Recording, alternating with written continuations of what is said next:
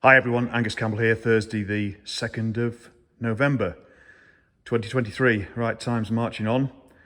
So in less than a week's time we'll be taking the bikes over to the NEC Classic Motor Show for setup days of Wednesday and Thursday the 8th and 9th of November. So we're back on the B50, just doing a bit more prep on this. I mean, essentially the Rocket 3's good to go, just needs a bit of a wipe over and a bully up when we're at the once it's set up at the show. Same with the B50SS. This is just going to get a bit of a tidy up. The Fury Roadster is really ready to go just for a wipe over because we cleaned that up pretty recently, and the other bikes back in the garage. We've got the Aerial 3 that just needs a bit of a wipe over at the show, and the other two bikes, the Lightning 750 and the Fury SS, are both in good fettle after we showed them at the end of September. Was it September or was it October? No, it was definitely September, wasn't it? September the 23rd at the Classic Bike Fest. So they look good too. So we're pretty much on top of things. So today what I'm going to do is going to take this tank off. We'll come on to that in a minute. We're going to tidy up that wiring there, and then I've had one or two comments from subscribers and suggestions which I'll talk you through as well, to do with cleaning up chrome work. And then these petrol pipes and that filter, they're an abomination. I mean, going back to this tank, the tap mountings are an abomination. But anyway, what I'm probably going to do just for this show is take those fuel lines off and just put some straightforward black petrol pipe on there for the time being, just as a temporary measure. But yeah, let me get set up and I'll bring you back, and we'll start working on this. So first thing we'll do is take the tank off, and all we've got to do really is just release the centre nut, which is still in there, 1/2 inch. Release the two petrol pipe unions from the taps, and we should be able to lift that up and see what's going on in there. So let's do that first. Right, 5 minutes later, tank's off, came off okay, no problem at all. There's a little bit stuck on the front rubber buffers, but soon got that off. Took the petrol lines off, they're abominable. And all has become clear then with the electrical box, and as we thought, this set from the right hand handlebar switch block has obviously got tugged at some point, and I found all the wires that this needs to plug into. So we've got indicator wire there, that's for the indicator flasher unit, and we found, I think, the other one for, there it is, the other indicator needs to plumb into that one. So that sorts out then the 3 or 4. We've got a white one there as well. Well, the white is common, that's going to be live, so that'll go into common live block, which I thought I could see there, which is there, but it looks as though it's fully used. But anyway, we should be able to sort that out. And just plug those back together. I don't know if anybody's ever seen this, but there is a special tool you can get, which I once saw used at the Triumph factory years and years ago at Meriden. Yeah, so that's just about wide enough to push bullets securely into the bullet connectors. Right, let's get that lot tidied up. And while we're here, I think it was Chris, one of the subscribers, noticed that he thinks, I think he said that possibly the rocker box has been off because the securing nuts are not the right ones, and he thinks the gasket is incorrect.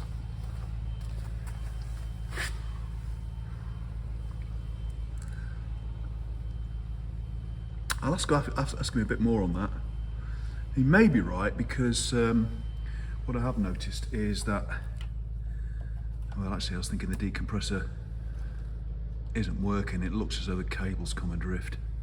Yeah, I can see it's come adrift from its guide. So I just wonder if somebody has been in that, has been in the top there. So we can sort that out, but before I do that, let me just show you what the tank, the underside of the tank. So yeah, there's been some big cutouts here and welding and grinding and God knows what. The bosses for the taps have been re-welded, so it's not what I thought. This isn't where they've cut a sort of an oblong plate out when the tap was originally there and just turned it round. They've just cut some pieces of metal out, replaced it and put the bosses in a different position. But you can see why they lined the tank though, because their welding wasn't sealed, and the sealer's poured, the inside sealer, which I presume is pet seal, has poured out, which is why they needed to use that. And then because of that, they've obviously put an inline fuel filter on the main tap, but not on the reserve tap. So yeah, a bit of a mess really.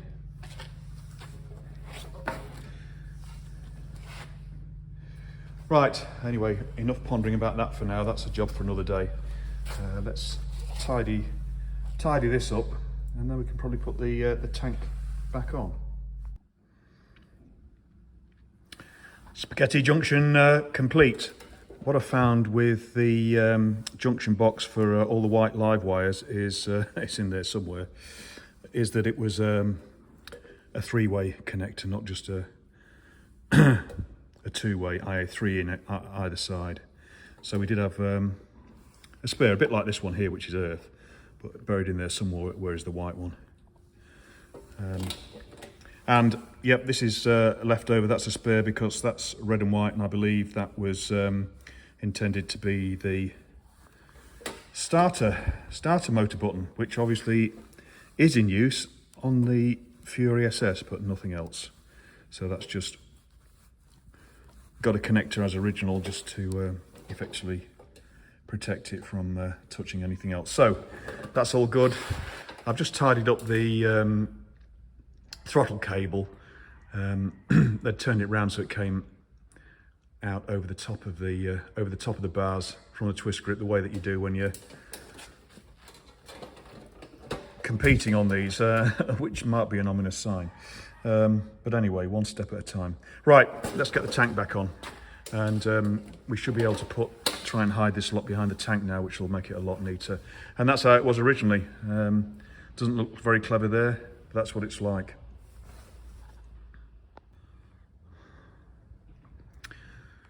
Well, that's a bit better, and that's probably as good as we're going to get, really.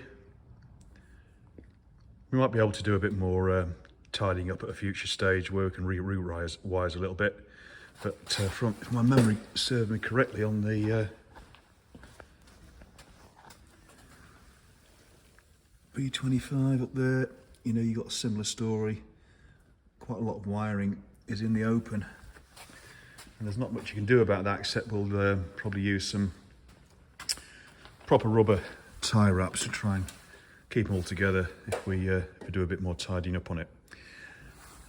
Now, I was going to mention a couple of observations while I'm here, just for those that are interested.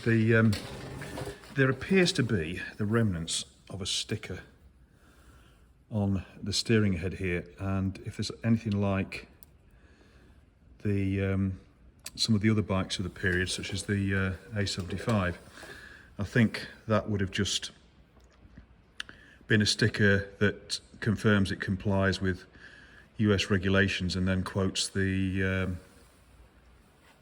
model number and frame number as well, just on the sticker, as well as the frame number being stamped elsewhere. And that's probably correct, but it's totally illegible now, and it's falling apart. Can't see anything on it at all. The other interesting thing though is it's still got the remnants of its made in England transfer, so we'll know where to put that in the future. I never realised they put them right at the top of the down tube there, but there you go. Right, next job, we'll just clear this lot off the seat, and then we're going to have another go at some of this chrome work, especially probably on the handlebars here, because I think they can come up a bit better. Now again, another subscriber came up with a recommendation, and that is that instead of using wire wool, which I do to try and, if you like, ameliorate the pits a little bit and bring the chrome up, wire wool or plastic wool, you can also use Baco foil, and that will actually deposit like a silver residue in any remnants of the pits. So we're going to give that a go, and I think that's a good candidate there. If we move the wiring clips out of the way, let's just see if we can bring anything up, or even that horrible aberration there in the centre of the mounts. So let's give that a go. So we've got Baco foil to hand, screw that up I presume, and rub away. We've also got a bit more work we can do on the rear rim as well. The front rim's great. So yeah, just keep tidying up, doing a bit of bully, and she's not far off being ready really to display as a pretty original unrestored. Right, just a quick clip to show you the before.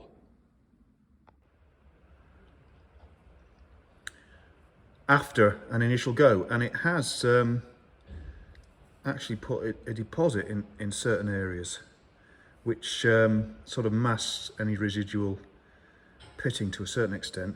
It's worked in some areas better than others. We also tried it on this central aberration here, and it's certainly gone sort of silvery grey rather than that filthy brown. And had a little go on the clips as well, and it seems to work all right on that. That's a better example there. Not done, done. Just a quick sort of once over. So yeah, we'll plough on with that and have a go on the rims too. So it's time now to get down to a bit more bullying and less chatting.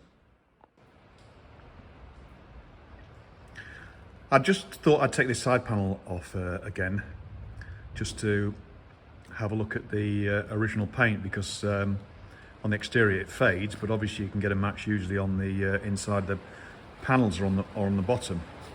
It's unfortunate we haven't got a battery with me, otherwise I might hook it up and test the electrics just for fun, but I haven't. But anyway, here's the right hand side panel, which, you know, is faded more towards the top, come down, and then on the underside we get probably more of a representation of the original firecracker red. And as one of the subscribers quite rightly mentioned recently, because this is a type of pearlescent paint, then there's, you know, there can be innumerable different shades even on the same bike as to how much they layer on the red over the silver base. And even on this, I don't know whether you can see it, it's actually slightly paler along there than it is on that corner there, which you'd expect. But also what I noticed as well was, with respect to the new old stock mudguard I've got in the garage, that appears to be quite dark. Now let's just, forgive me, I'm just trying to give you some idea. The light's not good. But again, on the rear mudguard here, which would be behind the number plate, and then that's obviously been protected from UV rays as well. And it's not a bad match, it's very slightly different, but obviously then we're looking at 50-year-old paint, for God's sake, so that's not too bad. And I think that the mudguard that I've got, the new old stock mudguard that I've got in the garage, that the red lustre on that does match the bottom of this guard pretty well. So let me just put this side panel back on, and then we'll do a quick wrap up for today, because I've just done effectively another couple of hours work on the bike. It doesn't look that much different really, but I'll go through what we've done anyway.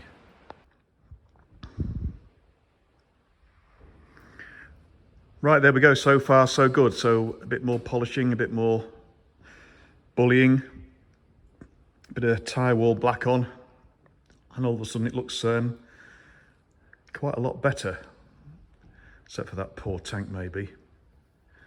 So we're just about getting there. I mean, what we aimed to do for the show was to just get it into a reasonably tidy state, but to show original features. And you know, other than the tank, the only other significant difference that I can see really is the fact that tyre wraps have been used to retain cables, etc., to the frame, rather than the original, what would have been black rubber retainers. But we can replace those at some point if we need to.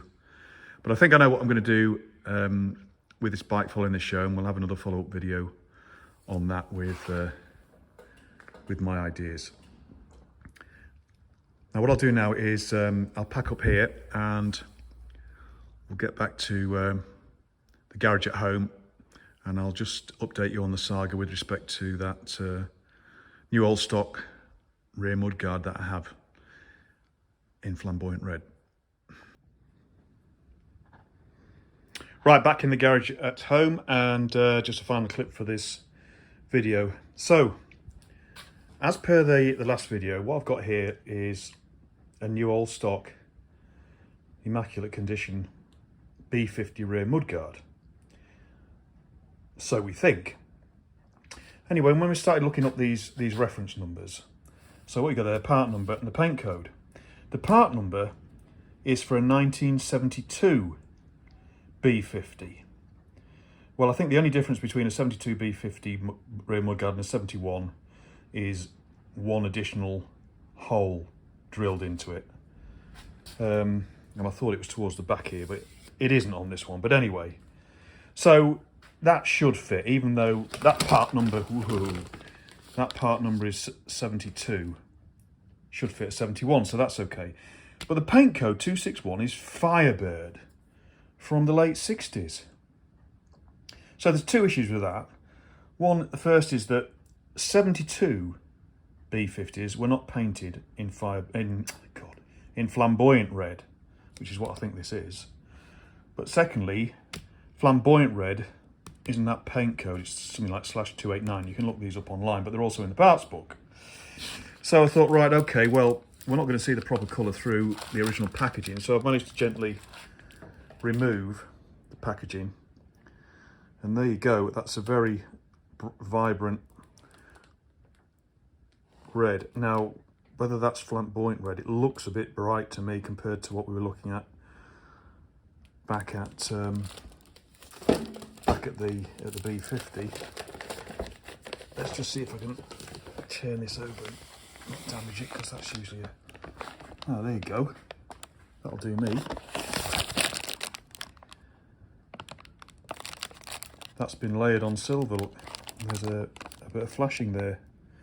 So I think this is what a pristine flamboyant red would look like.